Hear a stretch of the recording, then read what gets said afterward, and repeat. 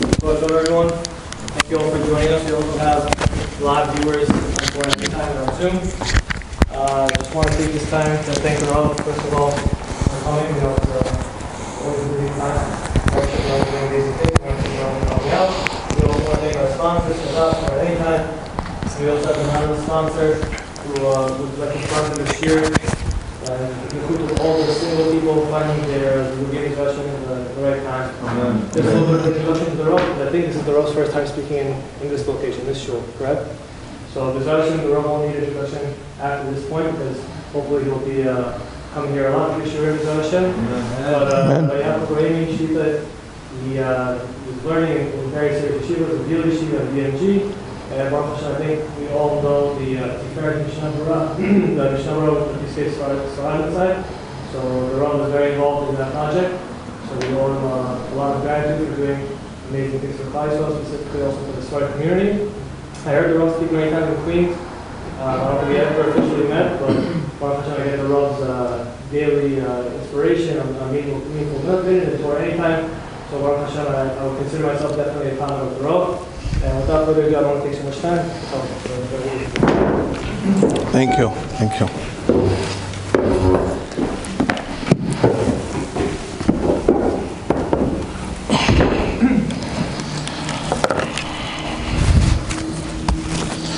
Okay.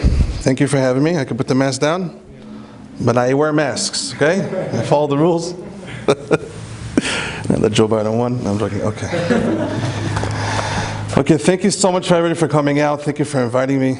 It's really a big zechut to be here. I came straight from Lakewood. I'm sorry. I apologize. I'm a few minutes late. I want to share with you a powerful chidush. Maybe you heard of this before, maybe you didn't, but before that I have to say thank you to Chazak with a Q. Thank you, Chacham Rabbi. Thank you, Torah Anytime. Thank you, the Torah or Synagogue. And I just remember, as he was saying this, Chacham, it's not my first time speaking here.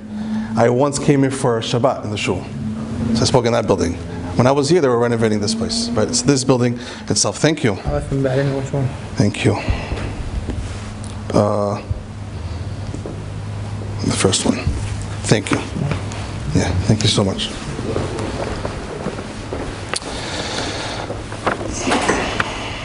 So I was told we're going to speak about a certain topic called Shmirat HaEinayim. Shmirat HaEinayim, watching your eyes. Now I'm sure you heard many speeches about it before, that one of the greatest nisyanot, tests that we have in our generation right now is Shmirat HaEinayim. Now, I hope I'm not going to minimize the power of every time a person watches his eyes, because there's so much Mareh Makomot, there's so much Torah one can discuss.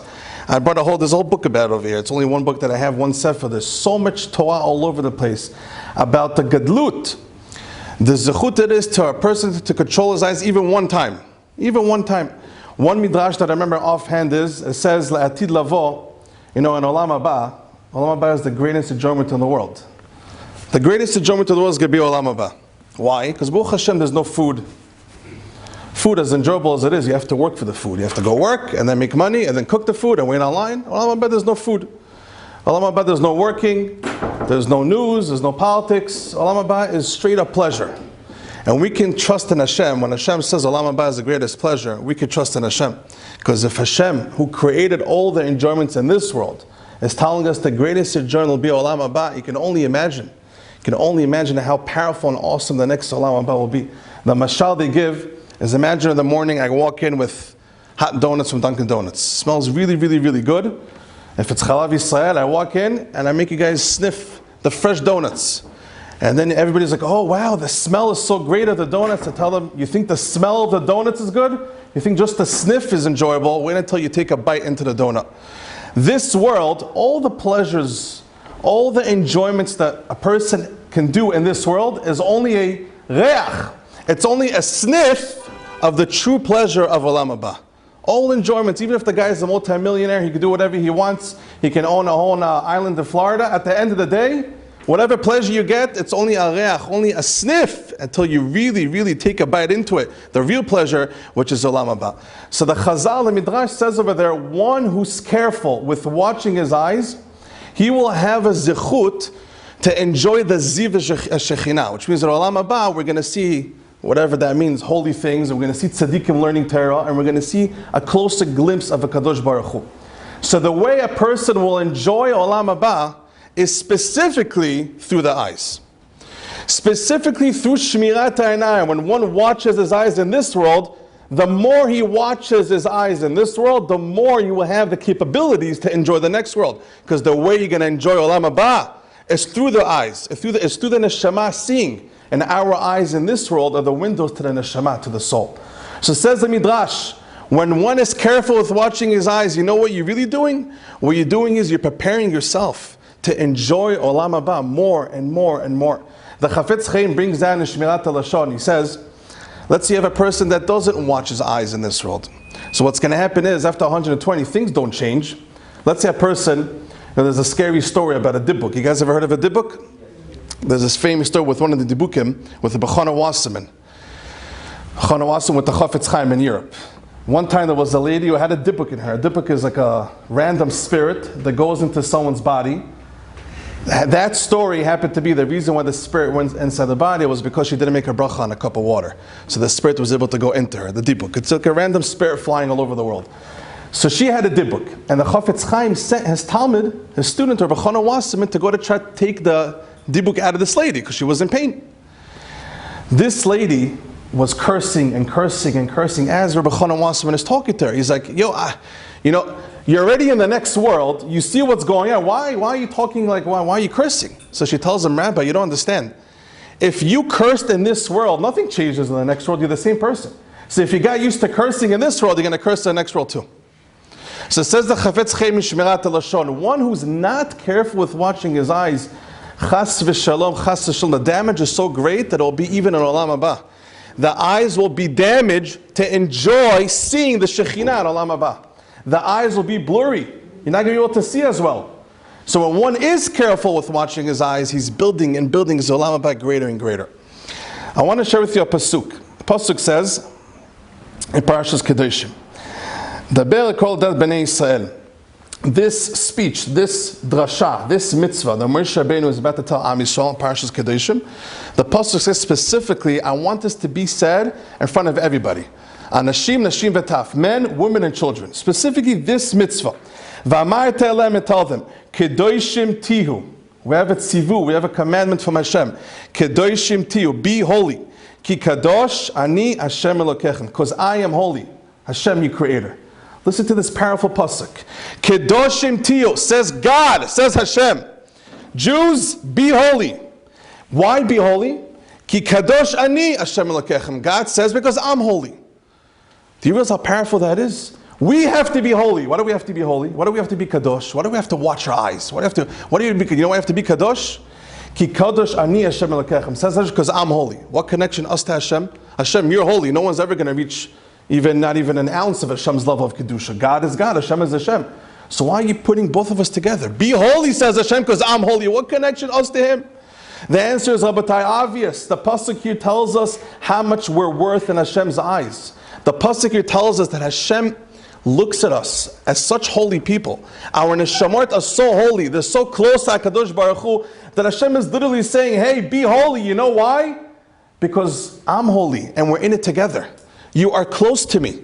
You know, the Arizal explains, he explains how we come from HaKadosh Baruch Hu. We're called Banim L'Hashem Elokeinu. We are the sons of HaKadosh Baruch Hu. He explains, imagine you have like a very, those thick chevel, the ropes, very thick ropes. They're made out of small strings. The very, very thick brown ones, like used by the ships over there. The very thick ones. They're made out of small strings. Let's say you start undoing the knot. You're going to have hundreds and hundreds of small strings under the main knot of the chevel. Says the Arizal, HaKadosh Baruch Hu is the main knot. HaKadosh Baruch Hu is the main chevel, where everything is together. All the strings that come out of the main chevel, when you twist them apart, those are the neshamot of Am Yisrael. That's every single one of us, our souls. That's what the Arizal explains. We come from HaKadosh Baruch Hu. What does it mean we come from God? You know what it means you come from God? It means you are a string connected, all of us together. all of us together makes into one big knot, which is a Kadosh Baruch Hu. That's a tremendous thing. So what it means that we come from Hashem, it means that we have a continuation, a small hemshech of a Kadosh Baruch Hu. So the pasuk here says, Kedoshim tiyu, be holy. Why says Hashem? Because I'm holy. I think that's the biggest compliment in the world. That's a huge compliment. Imagine, I don't know, let's see who's the wealthiest guy in the world now. Elon Musk, his name is, okay? Elon Musk, if I'm pronouncing his name right. Elon Musk. He's new. He used to be the other dude, the Amazon dude, whatever it is. He also has a weird name. Okay, so imagine Elon Musk right now calls one of you up. He says, hey, I see you're so good. You're so talented in business. Come make millions because I make billions, right? Come make billions because I make billions. Imagine he tells you that. A random guy just started a business. Elon Musk calls me. Come make billions because I make billions? What connection me to you? You're a multi-billionaire. I'm not. The biggest compliment you could get, if such a big businessman tells you that, come become a billionaire, I like you because I'm a billionaire. Lehavdil elif avdalot.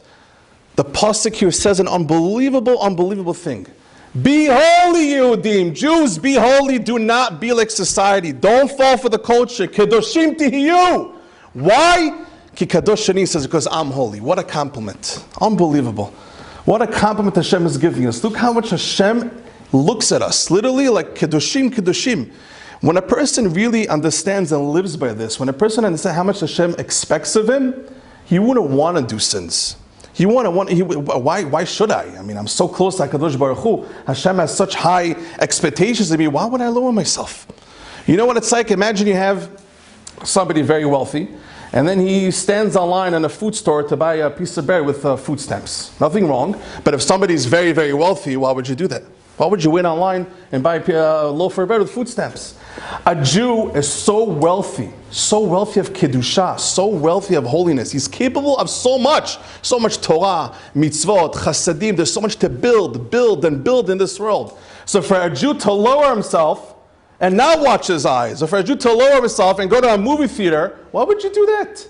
Why would a person want to do that? Why would a person lower himself? You're worth so much, you're so wealthy, just like you wouldn't wait online to buy a loaf of bread or food stamps. No Jew should want to go to a movie theater in the first place. What sheikh is you to a movie theater? You know, my Rebbe used to say, you know, sometimes you're in yeshiva, but you look at the other world, you know, they have all these malls and all these vacations they go to and the movie theaters. He says, imagine I take you to my house and I show you a very, very nice medicine box. Right? It's called has a special name, the medicine thing, all the medicines. Medicine chest? Cabinet. Okay, medicine cabinet. It's all nice. It has diamonds all around it. And then I open it up and I show you, Yaakov, look how many medicines I have. I have hydrochloroquine, I have Corona this, I have Tylenol, I have Advil, I have this. And I'm like, wow, Rebbe, you're so lucky. Look at this beautiful diamond medicine box and you have so much medicine. You're so lucky. That one and the green one and the red one. And there's cherry flavor, grape flavor, and a mint flavor, so many different. You're so lucky, Rebbe. He says, yes, thank you. I'm so lucky I have so much medicine. Is that a foolish thing to do? Yes. You're not jealous of somebody who has medicine.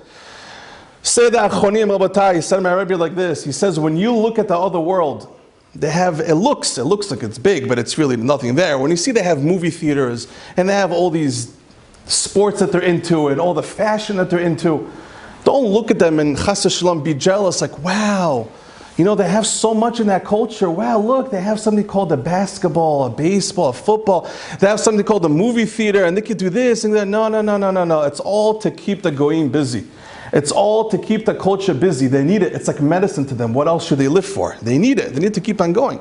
But us Yehudim, us Jews, who has time for these things? Ribbono shel olam, you're able to learn Torah, you're able to do mitzvot, you're able to daven to HaKadosh Baruch Hu, you're able to write sfarim, you're able to spread Torah. Why in the world would you even look at the other culture and say, oh wow, I wish, what are you talking about? It's all medicine. Who needs it in the first place? You're much bigger and better than that. You're capable of a lot more, learning Torah and doing mitzvot.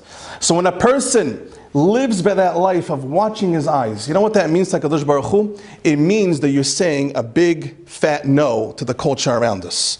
The culture around us right now in 2021, not 2020, the big culture around us is do as you want. The cultures are becoming more and more like that. Do as you feel. If you feel something is right, do it. There's no more right and wrong. There's no more, you know, if authority tells you not like that, you now, everything is no God, free will, do whatever you want. If you feel something is right, if you want to do it, that's the right thing to do, whatever your heart desires. That culture, that mindset, is against the mindset of the Torah and HaKadosh Baruch Hu. It's against Hashem. We're here to do what's right and not what's easy. Sometimes the right thing is the easy way, but we're here to do whatever Hashem tells us. Whatever Hashem tells us, we're here to do. So for anybody to even think of watching their eyes, what kind of concept is that even? To even watch your eyes as such a generation, it means so much to HaKadosh Baruch Hu. A person should never underestimate one time of watching his eyes. Even if you will fail the next day, or even if you fail next week, even just one time of taking yourself away from not watching your eyes and being kadosh, that already means a lot to HaKadosh Baruch Hu. And that's over here, the Orach Chaim HaKadosh says in this pasuk a tremendous chizuk. He says, how can Hashem command from us to be holy? You know what it means to be holy? Chafetz Chaim is holy, Chacham Ovadia is holy, the Ben Ish Chai is holy. Can you imagine how holy the Ben Ish Chai was? Rabbi Chana Wasserman is holy. These are really, really holy people. They hardly eat and drink. So how can Hashem over here say, everybody, Nashim Vataf, children, men and women, everybody, Kedoshim Tiyu, be holy. How can Hashem command such a thing like that? To everybody on the same level, no matter what, Kedoshim Tiyu. Says the Orach Chaim HaKadosh, a beautiful chidush. He says, to be holy is not either 0% or 100%, which means every time, every one moment, the one has a test coming his way. Any test. He has a test coming his way. And that one time, because he's a son of Hashem, he said, no, I'm not going to do this sin, and I'm going to be a kadosh. He was already mekayem the pasuk, vayitim kadoshim, to be holy. So when the pasuk says, I want you to be holy, it doesn't mean I want you to become chafetz chayim overnight. It doesn't mean I want you to be one of those that doesn't eat and drink and just learns 24/7 and doesn't even look at anybody. Says the Orach Chaim HaKadosh, no, vayitim kadoshim means every time you control yourself, every small act that you control yourself of watching your eyes, you're already mikayem the pasuk of vayitim kadoshim. It's a mitzvah aseh to be kadosh. We have a mitzvah to be kadosh. You know how you have a mitzvah to be kadosh? Every single time you control yourself from not doing an avera, you're mikayem a mitzvah min Torah of being holy. That's what it means, vayitim kadosh, says the Orach Chaim HaKadosh. That should give us tremendous chizuk. Tremendous chizuk, because sometimes a person looks at himself, hey, listen, I failed on Sunday, I'm probably going to fail on Tuesday, so why should I control myself on Monday to beat the test? Says the Torah, no, that's the wrong mindset. Now you have a mitzvah min Torah to be kadosh. Yes, although you failed yesterday, although you might fall tomorrow, but now you have a mitzvah to be kadosh. It's not, oh, I'm anyways not a holy person, why control myself in the first place? No. Now you have a mitzvah to control yourself. Whatever happens tomorrow, it doesn't make a difference. Now you have a mitzvah to be holy. Go for it, says the Orach Chaim HaKadosh. Mitzvah min Torah to be holy. You guys understand what I just said? Any questions? Because I want to make sure you guys get this. Any questions? Well, was that clear? Really? You sure? Rabbi, any questions? No? Okay. Now I'm going to share with you a midrash. Powerful midrash. I'm just going to say it by heart. The midrash says like this. In Parashas Vayeshev, we know Yosef Tzaddik, Rabotai. Yosef Tzaddik was, the Torah tells us, was a very good-looking guy. Yosef was a good-looking guy, and it was in Mitzrayim. Mitzrayim back then was known to be like the Manhattan of the world. It was just a nasty place. Nasty, nasty, nasty place. Full of tumah, impure stuff, and immodest things. And Yosef Tzaddik was all alone. You know, his parents were not there. No one knows he's even Jewish. I mean, no one knew he was Jewish, basically. His brothers are not there. And Yosef Tzaddik had a very big heart test, because he had this very wealthy lady, very, very wealthy lady in the palace trying to sin with him. We all know the story. And Yosef Tzaddik really, really controlled himself. But the Medrash goes in detail. And it's unbelievable how the Medrash spells this out.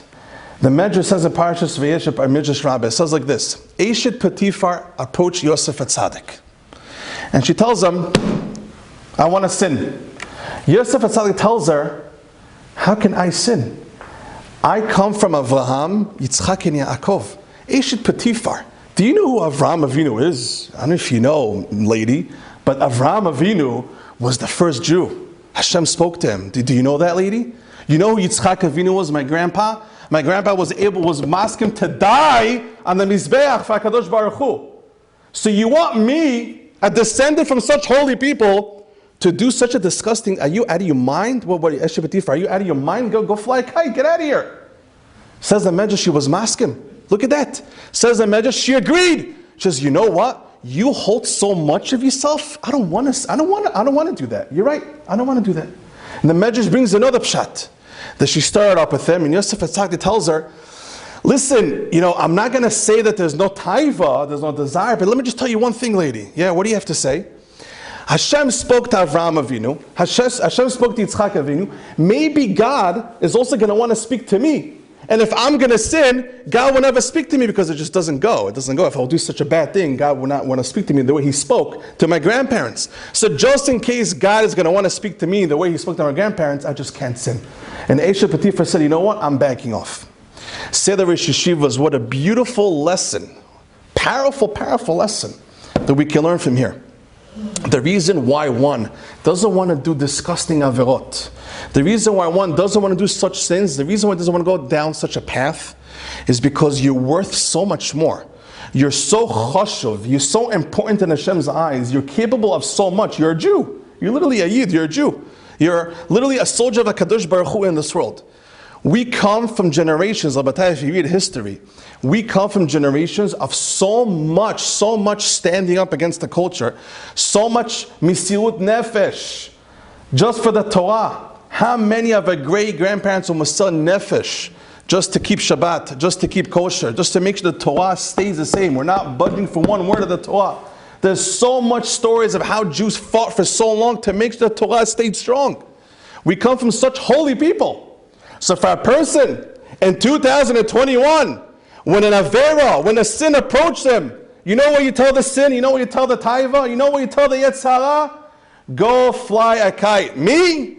I come from such holy descendants from the Jewish nation. So much story, so much kedusah, so much rabbis. I should do such a sin? Get out of here. And when one person, by the way, you should just know the rule is, a person only sins when he's not aware how much he's worth in Hashem's eyes.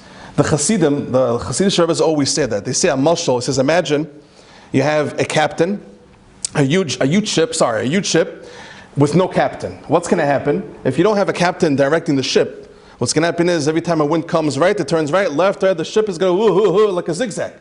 When you don't have a captain, the ship is out of control.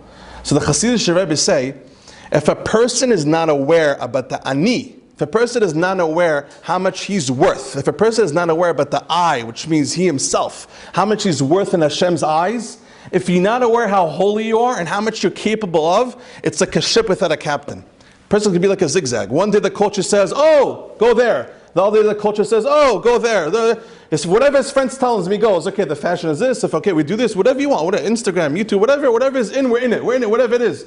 When the captain is missing, when a person is not in control of his life, if he's not aware how much he's worth in Hashem's eyes, if he doesn't respect himself, holy moly, the guy's lost. Lost, all over the place. Whatever his friends tell him, he'll do. But when a person is in control of the ship, when a person has confidence, there's nothing wrong with having confidence. A person should have gaiva in himself. A person should have a little bit of an ego. I am a son of a Kadosh Baruch Hu. Why in the world would I sin? That makes no sense. We have so much better and bigger things to do, and that is to get close and close like Kadosh Baruch Hu. Hey, yetzer hara, you want to do a veris? You have the whole world. You have the whole world. I said this over once, Chachamar, if you remember. The Zohar brings down like this. The Zohar says, until now it was clear? Yes? The Zohar says like this. You sure it was clear? The Zohar says like this. He says, by Lot and Avraham Avinu. We know Lot looked like Avraham Avinu. And Lot's sheep were eating grass or whatever you call it, hay, from other people's property that wasn't his. So basically he let his sheep steal. Avraham Avinu obviously did not let his sheep steal. But the problem is that Lot looks like Avraham. So in the news back in the day, everyone said, oh, you see that Abraham Jew boy? You see that first Jew Abraham? He's letting his sheep steal. Oh, all these guys are liars, they're robbers, all these rabbis are stealing, whatever. So Avraham told Lot, he says, listen, we look alike. It's a problem. I'm asking you to please stay away from me, which means if you want to, have grass, if you want to eat other people's hay, just don't do it next to me. Why do you, Avraham Avinu told Lot, why do you always have to stick next, because they used to travel together, right next to each other. So Avraham told Lot, why is he always have to travel next to me? You have a whole land in front of you. There's so much land, open, go, just go, get away from me. Don't be next to me. That's what Avraham Avinu told Lot. Says the Zohar, so too, us Avraham Avinus, us the Jews that come from Avraham Avinu, we could turn to the Lot, which means we could turn to the yetzer hara, we could turn to the culture that tries to convince us and influence us to do the wrong thing, we could tell them, hey culture, hey Instagram, hey Facebook, leave me alone. Why do you want to be next to us, Yehudim? You know, you have a whole world, you have a whole China to go sin. Go to China, go to Japan, go to India. What are you doing here? What are you doing next to us in the Jewish community? Leave us alone. You always have to stick to us and make us sin. That's what the Zohar says. Turn to the Yetzer Hara and tell them, back off. Just get off us. Get off. What do you want from the Jews? Leave us alone. Let us serve HaKadosh Baruch Hu. You know, the Sfas Emes says, in last week's parasha, it's like this. The pasuk says, Bo el paroi, ki ani echbaditi et liboy. Bo el paro means to really approach, but bo is a very aggressive word to use. Could have said lecha par or whatever, it's different pshatim. Sfas Emes says, boy is an aggressive word to use. Why? Bo el paro, Alpida Mekubalim, Paro represents Amalek. Paro represents Ra, evil. Paro represents the Yetzer Hara. Represents the Klipa Ra'ah, the bad spirits and the bad averot in the world. Amalek says the Sfat Emet, the Pasuk here taught us how to approach the Yetzer Hara, how to approach the culture. Bo el Paro, you know how you approach the Yetzer Hara? Don't always be on defense. The best way to be your enemy, says the Sfat Emet, is when you're on offense. Tell the Yetzer Hara, Bo el Paro, meaning approach the Ra, approach the Amalek with a bow, with aggressiveness, and tell him, you know what, I'm going to strike you first. Bo el Paro, be aggressive against the culture, be aggressive against the sins. Why? Ki ani chbaditi et libo, says Hashem. You know where the Yetzer Hara is around in the first place? You know where the culture is like that in the first place? I put it there, says Hashem. You know why I put it there? For your zechut, in order for you to climb and reach higher levels. Hashem says, I put you in that generation, in that area, next to such people and such culture for a reason. There's a reason why Hashem chose us in this generation to go through a test that no Jewish community ever went through. We are the first ones ever to go through such a test with the phones and with the internet. We're the first generation that has the zechut, that has the honor to fight back. No Jewish community ever in history ever had a chance to fight such a test that we have in our generation. Even in my times, when I was in high school, when I was in 8th grade, nobody had these phones in their pockets. You know, you want to get a computer, you have to wait online. It was like a whole, you know, you want to check the news, it was a whole, oh wow, it's slow, nothing is moving, nothing is going on. Now everybody has it in their pockets, the test, and that was what, in 10 years, I'm not that old, I just turned 30. That was like this, everything moves so fast. And the test is getting harder and harder and harder. Nobody ever had such a test that our teenagers and the young adults have in this generation to control your eyes and to control their desires. It's such a big test. And whoever does pass that nisayon, yes, to understand. Ani echbaditi et libo, says Hashem, I was the one who put you through such a situation, a test in the first place. I made the test so strong because I believe in you, specifically our generation, to beat that test. That's why no other generation had that test. And by the way, that's going to bring Mashiach. That's going to bring Mashiach. Like Chazal say, a mashal. Was that clear? Okay, whatever. I'm anyway speaking. Chazal say a mashal like this. He says, imagine you have a palace with a king. Okay?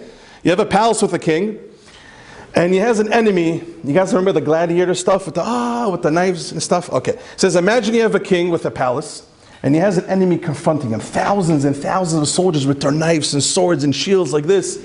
So what does he do, the king? He first sends his first batch of soldiers. He sends the top guys, the good generals, you know, the good soldiers that are smart and strong. So he sends them off. So they push back the enemy a little bit, but eventually the enemy overcame the soldiers. Okay, plan B. He sends another batch of good soldiers. Not as strong as the first ones, but pretty good guys, tough guys that know how to do it. They push back the enemy a little bit. But eventually the enemy overcame them, they beat them. And he sends more soldiers. Eventually, the enemies got so close, they were mitkadem, they moved forward so much closer to the palace of the king. The king said, hey, my last batch of soldiers, go. So all these little weaklings type of soldiers, you know, they go with their knives and their shields, and now they have to beat this huge enemy coming closer and closer to the palace. That last batch of soldiers, if they fall, if they let the enemy overcome them, the king is done. They have to understand, they're the last man standing before horrible destruction of the king's palace. Says the Chafetz Chaim and many Achronim, We went through many generations fighting the culture since the Chuban Bet HaMikdash, since the Beis HaMikdash was destroyed. Hashem first sent the neshamas, the souls that are very big tzaddikim. The Geonim, or High Goyim, they sent really big tzaddikim to fight the culture. Can you imagine? You had the Tanaim and the Mo'ayin that were telling you what the halachot is and how not to go with the culture. Of course you listen to them. Very big tzaddikim. Who could disagree with them? They pushed back the culture. They saved a lot of the Torah and Judaism. But eventually, Rabbatai, the culture moved forward. The Go'im, the culture seeped into our community even more and more. And Hashem said, you know what? Boom! Throw the Rashis, throw the Rambams, throw the Taisus, let's go, the Rishonim, the Tzaddikim. And they push back against the culture. The culture tells them, Ikaras making money. The culture tells the Jews, Ikaras fashion, Ikaras sports. Rashi and the Rambam are saying, no, Ikaras Torah, Yirat Shamayim, Torah. And they're pushing back and forth. Rashi and the Rambam held it strong, but eventually, the culture is strong and they're pushing stronger and they're going forward and forward, closer to the Torah, forward, closer to HaKadosh Baruch Hu, stripping away the Kedusha from Hashem, le'at. Hashem says, you know what? Let's go. Chafetz Chaim, Vilna Gaon, Ben Ish Chai, let's go. Throw them in there. The Ben Ish Chai and the Chafetz Chaim fight back against the culture. They tell them, oh, Rabbatai, life is about college 24/7. Oh, Rabbatai, forget Torah. What do you mean? How are you going to get married? You need money. You need this. Forget Torah. Come on, go make money all day. Fashion, sports, and all these things. The Ben Ish Chai and the Chafetz Chaim are holding strong. They're pushing back, saying, no, Yehudim. Life is about learning. Life is about Olam Haba. Emunah, don't speak Lashon Hara. Fight back. They held strong, but the culture got stronger and stronger. Then comes our generation. We had Chacham Ovadia, we have the Stipler, we had Rav Shach. They held strong. Now, it's us over here. 2021 teenagers, the youth. I call myself youth too, okay? The youth. Right now, we are the last men standing to hold on against the enemies, against the culture, to make sure nobody touches the king's palace, and that is the Torah Kedusha. We have to hold on strong to make sure the culture of the Goyim doesn't seep in and take away our right priorities away from us. Life is about Torah. Life is about getting close to HaKadosh Baruch Hu. Life is about Yirat Shamayim, fearing Hashem. That's what life is about. We have to make sure to be strong, hold on strong, make sure the enemies don't destroy the Torah. We're the last generation before Mashiach is going to come.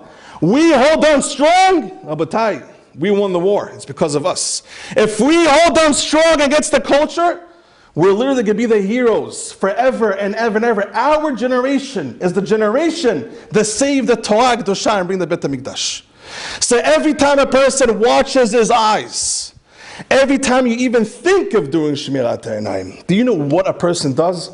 Every time a teenager in this generation says, I'm going to be Kadosh, I'm going to be a holy person, I'm going to control myself, I'm going to get off Instagram, I'm going to get off Facebook, no more social media, I'm going to watch my eyes, I'm going to be a good guy, I'm going to be a son of Hashem, Kadosh. You know what you're doing? You're a real strong soldier, holding on against the enemy line like this, protecting HaKadosh Baruch Hu. Every time a person controls his eyes, he's pushing back the enemy more and more and more, and holding HaKadosh Baruch Hu and the Torah strong and strong until Mashiach is going to come. In fact, the Arizal says, right before Mashiach is going to come, you know, the Japanese in World War II, they had something called kamikaze. For sure, right? Kamikaze means they go all out. They just go, driving the planes all over the place. They just commit suicide. So says the Arizal, before Mashiach is going to come, we know, the Gemara in Sukkah tells us in the Kiddushin, Mashiach is going to shech the Yetzer Hara. Mashiach is going to slaughter the evil, the Yetzer Hara, the Ta'avot. So the Yetzer Hara, before Mashiach is going to come, he's going to know he's about to, his time is expiring, so he's going to go all out. Like a candle before it blows out, it goes like that. Says the Arizal, before Mashiach is going to come, the Yetzer Hara is going to go kamikaze. The culture is going to go all out. They literally lost their minds. The culture literally lost their minds. They're going crazy. They're going crazy. There's no more authority. There's no more right and wrong. And if you dare disagree with their culture, you're this, you're that, you're this, you're that. Well, they're not really talking anymore. The culture is going cuckoo. They're going kamikaze. You know why? Because Mashiach is about to come. The Yetzer Hara knows his time is expiring. If I don't let out all my weapons now, boom, social media came out of nowhere. Social media came out of nowhere and is destroying people left and right. Out of nowhere. All these things with watching your eyes and the websites and woo, holy moly, what's going on? What happened? At least take 50 years, 30 years, kacha, and 10 years, things are moving and moving and moving and moving. Right now I wanted to put in a CD, so I give out CDs. People are literally telling me the cars don't take CDs anymore. What do you mean you don't take CDs? What just happened? When did this happen? Am I that old? What do you mean you don't take CDs? Everything is moving faster, faster, faster. But you know what? The Yetzer Hara is also moving faster. We have to be aware. He's going all out. So anybody who beats the Yetzer Hara, again, even one time, you mekayim the pasuk ve'itim kadoshim. You mekayim a mitzvah and a Torah to be holy. And every time you fight the culture and you say, I'm going to be a stubborn Jew. I'm going to be a stubborn Jew. Whatever the Torah says, I follow. Whatever the Torah says, I do. I don't care what generation I live in. I don't care what my friends tell me. I don't care what the culture says. Whatever Hashem says, I do. I follow the Torah. You're pushing back so strong against the enemy line. You're pushing back against the Yetzer Hara. And that will bring the Mashiach. The actions that we do now in our generation, no Jew was ever able to do in generations before. We're going to bring Mashiach through controlling this Avirot. And I'm going to end off with the Mashal that Rosh Hashanah Pinchas says. He says, Rabbi Akiva Eger or Rashi, they're so big, they're such big tzaddikim, they look at us like in a microscope, we're like little jukim, little bugs next to them. They're so massive in Kedusha and holiness, and in Torah v'yirat shamayim, when they look at us, compared to our holiness, we're like ants next to them. So they look at us, says Rosh Hashanah Pinchas, like in a telescope. But says of Shushan Pinkus, and he was talking about his generation, which the Nisayon then, the test was radio and newspapers. It wasn't even internet, which is 100 times worse. He said in our generation, we can look up to the telescope, we can look up to the Chafetz Chaim, to the Rabbi Akiva Eger and Rashi, although we're small next to them. Can you imagine like little ants going like this and telling them, hey, Rabbi Akiva Eger and Rashi, you did not have the test that our generation has. Hashem chose us to beat that test. That means Hashem believes in us that we're so great, we're capable of so much. Yes, we're never going to reach the level of Torah like Rashi or Rabbi Akiva Eger. No, we're never going to reach the level. But at the same time, we have the ability to say to all the generations before, thank you for getting us this far and holding the Torah strong. But Mashiach, we're the last generation. Hashem chose us, every single one of our neshamot in 2021. Hashem chose us to Be'ezrat Hashem beat the Yetzer Hara, beat this Nisayon that nobody had. And through doing that, although we're small, we're ants next to Rashi, but what we're able to do by controlling this Yetzer Hara, no one was able to do. And we're going to bring Mashiach. We can turn to them and say, hey, nobody in your generation has such a test that we have. And we're going to fight, because if Hashem chose us to go through such a generation, that means every single one of us is capable of beating that Yetzer Hara. So whoever took upon himself to watch his eyes, whoever took upon himself as much as possible to be careful from these things. Besides that, there's many halachot that apply to these things. There's no time for it right now, but there's halachot that apply to these things. One is what the Gemara says in Baba Basra. The Gemara says if one has two drachim, two paths to get home, a shorter path and a longer one. But the problem is the shorter one has some immodest things on the way. Laundry, whatever it is, immodest things. What's the halacha? Are you going to take the shorter one or the long one? Says the Gemara, of course you take the long one. Says the Tan and the Gemara, no. Let him take the short one, but close your eyes. My question was, let him take the shortcut, but close your eyes. Walk like this. What's the problem? You're not going to see anything immodest. Says the Gemara, no. Just in case you might open up your eyes, halacha is take the long path. Just in case you might open up your eyes. That's what the Gemara says. From here you understand, Rabotai, it's only one source. From here you understand how much more so with all the phones, with all the stuff that's going on. Even if a person says, I'm the greatest tzaddik, me, of course, I'm going to watch my eyes. How can a person put in such a situation in the first place? And for one to control himself for such an avera, one to go and fight back against such a big temptation in this generation, do you know how much it's worth in Hashem's eyes? Ribbono shel olam, I'm so annoyed, I'm even going to read it inside. You know what? I'll read it 2 Aramaic ones inside.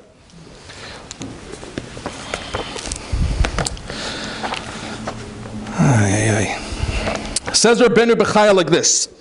Rabbeinu Bechaya writes like this in Parashat Kedoshim that I read to you. Kol amesalek et ha'avot shel shmirat ha'einayim.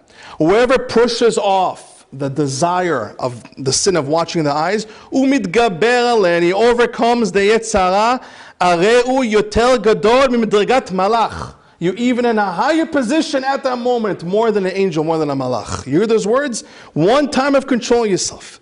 Says the Stipler, and the sha'el godel romamut. I can't even explain to you, I can't even describe to you the holiness, kedushat Adam, the holiness of a person, a kovesh ta'avato, a person who controls his desires, besetel, in secret, bezman tokfo, when the Yetzirah is trying to tackle him down.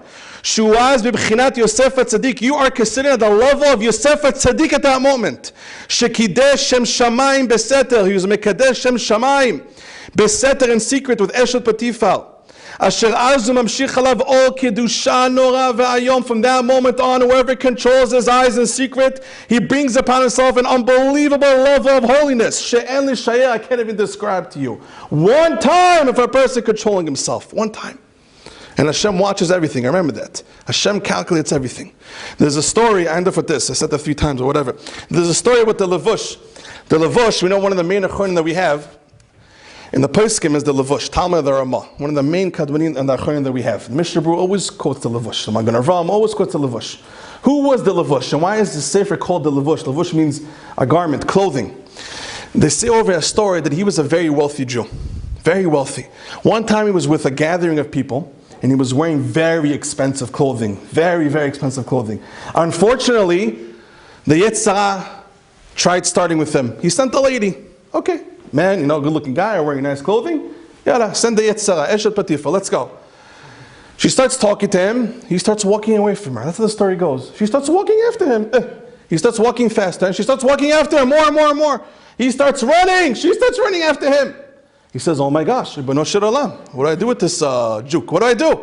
Then there was like a very dirty lake, like a swamp that really stunk. It was really, really disgusting swamp. He says, you know what? If I jump in there, ooh, she's going to stay away. But wait a minute, I have such expensive clothing.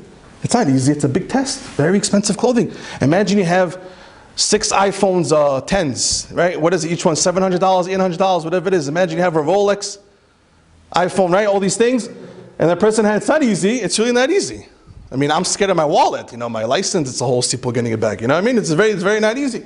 What does he do? He jumps inside the swamp. He goes in there, in the dirt, goes in there with all his clothing. Then she just finds her way back, don't worry about it, she disappeared. Said the Levush, from that moment on, my mesirut nefesh of staying away from such a sin, gave me so much kedusha, so much holiness. I felt so close to Hashem from that moment on. I was able to write my Sefer HaLevush. I was able to start writing my Sefer Achon that we all use to this day all the time. The Mishnah Berurah, the Magen Avraham are all based on this Sefer HaLevush. From that moment on, he had such a Ora Shekhinah. He felt so close to Hashem. Everything just was Zoem. Everything flowed with the Torah, with Kedusha, with Yirat Shamayim. Another story. See that? Another story. That's what happens when you make me speak. Another story is from the Rashash. The Rashash HaKadosh, the Heilige Mekubal. He was a carpenter for many years of his life, the Rashash. One time, the story goes that he was doing a certain carpet, whatever they do, in this apartment. And what happened was, he didn't realize that the husband left the house and there was a lady in the house, the wife of this person where he was doing the carpet for in the apartment. He realized this, he wanted to walk out. Yichud, you can't be in the same room as a woman, what's going on? He wanted to leave the Rashash. What does this lady do? She locks the door. Oh, lock the door. What does the Rashash do now? He sees there's a balcony. He runs! Can you imagine the Rashash? He runs, jumps off the balcony, 3rd floor, jumps on the balcony, whoa, lands on the floor, stayed away from the Avirah. The Rashash said, from that moment on, I felt so holy to HaKadosh Baruch Hu. He became the great Mekubal, the Rashash HaKadosh. Can you imagine? Rashash HaKadosh. Because he ran away from such an Avirah, specifically this Avirah. Ran away. Do you know how many opportunities we have with all these phones? You know how much opportunities we have to run away from this Averot? How much Kedusha one can grab? You know how much Kedusha, how much enjoyment you can get being close to Kadosh Baruch Hu? When one has Kedusha, when one gets close to Kadosh Baruch Hu, nothing more enjoyable in life. There's nothing more fun than being close to Hashem. The opportunities that we have in our generation is great. We will bring Mashiach by controlling specifically this Avera. Every time you watch your eyes, you're bringing Mashiach closer and closer, and you're holding on to the Torah Kedoshah. And Hashem chose us as a generation to be Mashiach. Thank you so much for listening.